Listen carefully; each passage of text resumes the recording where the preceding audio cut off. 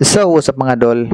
Update lang tayo sa ating Project Mazda at nakakatuwa mga dol, nakakuha na pala tayo ng piyesa. Ito pala yung fuel pump assembly. Kasi yung binili nating fuel pump lang mga dol, hindi nagkaigi kaya kailangan assembly talaga yung binibili. At ito mga dol, nag-aantay lang tayo ng magkakabit dito. Antay lang natin si Doc Alec bukas mga dol, sana makapunta at maikabit na tong piyesa na to. Kahit medyo madugo yung piyesa na itong sasakyan na to mga dol, talagang pinag-ipunan natin para mapandar na siya. Kasi yung fuel pump lang mga idol, original po yung nakuha natin, halagang 2,500. Meron namang makukuhang tag 1,500 pero madaling masira. Kaya yung original po yung binili natin. Ang masaklap lang mga dol kasi hindi nagkaigi kaya kailangan yung assembly na talaga. At ito naman mga dol, tinitingnan ko rin naman sa Shopee, meron naman makukuhang mga tag 6,000 to 7,000 dito sa fuel assembly. Pero ang ginawa namin mga dol, talagang pinag-ipunan ko talaga yung original at ang halaga nito mga dol ay 13,500. Medyo mabigat. Kabit na ni Doc Alex yung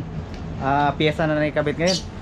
For the first time sa loob ng 3 years, tingnan natin kung mapaandar na. Ayan, galing ni nakuha niya kagad sa diagnostic niya. Sige, fire Doc. Grabe guys. Solid guys. Ayan. Natingga to mga idol ng 3 taon. At ayun. Ayan. Magbunyi. Galing ni yan guys, kala ko mga idol hindi na talaga mapaanda to, pero dahil kay Doc Alex saka tropa natin isa pa napaandar guys. Yan, ganda pa ng tunog no, ganda talaga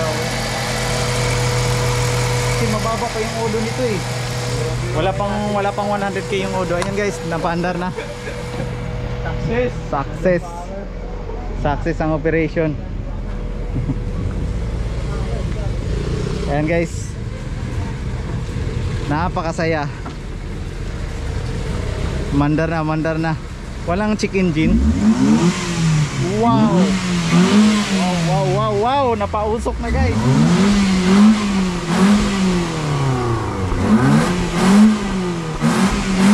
Naglabasan yung mga idol, naglabasan yung diesel oh. Diesel. Tignan yan. Mandar na natin pare. Galing. Yes!